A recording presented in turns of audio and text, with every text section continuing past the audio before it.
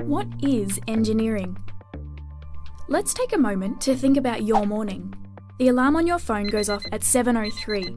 You drag yourself to the shower and blast yourself with perfectly warm water in an attempt to wake up. You smear your toothbrush with too much toothpaste and scrub yourself into a foamy mess of minty freshness. You're running late, so you skate downtown, weaving through the commuters, dart across the road, barely making the lights, and jump on the train just before the doors beep shut. There's a couple of stops to go, so you pull out your phone and play a few games of Angry Birds. Alarms, trains, traffic lights, video games, toothpaste, all these things were made possible by engineers. But what prompts an engineer to improve our world? Well, they solve problems. Problems are an engineer's inspiration, and maths and science are the creative tools they use to solve them. Problems like making your alarm go off at the right time, or making sure your toothpaste has just the right balance of chemicals to give you that perfect smile, or even making a game so addictive it's almost impossible to put down, if that really is a problem. Now let's head over to the airport and jump on an aeroplane.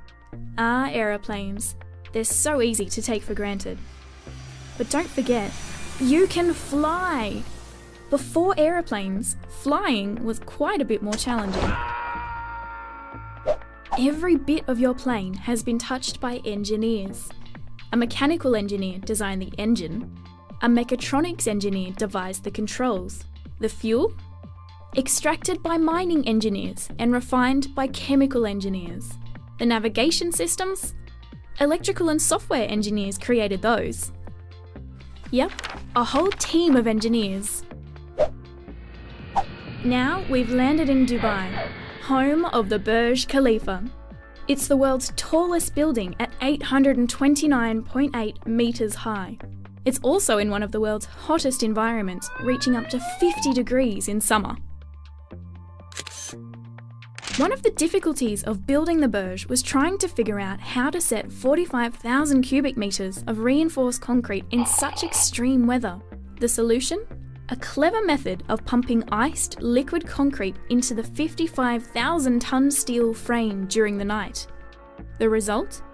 A building that's vertically over 800 metres high, rather than horizontally all over the ground. Now let's jump into our time machine and go back to Saturday. Saturday, March 1932. The Sydney Harbour Bridge is about to open. The bridge is a marvel of civil engineering, and a pretty cool place to set off some fireworks.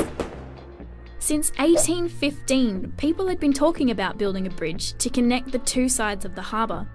The problem was that the harbour was so incredibly wide. How could a bridge span such a width and support its own weight? The solution? The Romans! Well, actually it was an idea they came up with. The arched bridge works by transferring the weight into horizontal forces and bracing them at the ends of the arch. But what about the future? What problems will engineers solve next? Will we finally have affordable solar power? Or robots that can perform life-saving surgery? Or a building that's so tall your view is of outer space? Or how about finally engineering a working hoverboard? Seriously, we've waited long enough.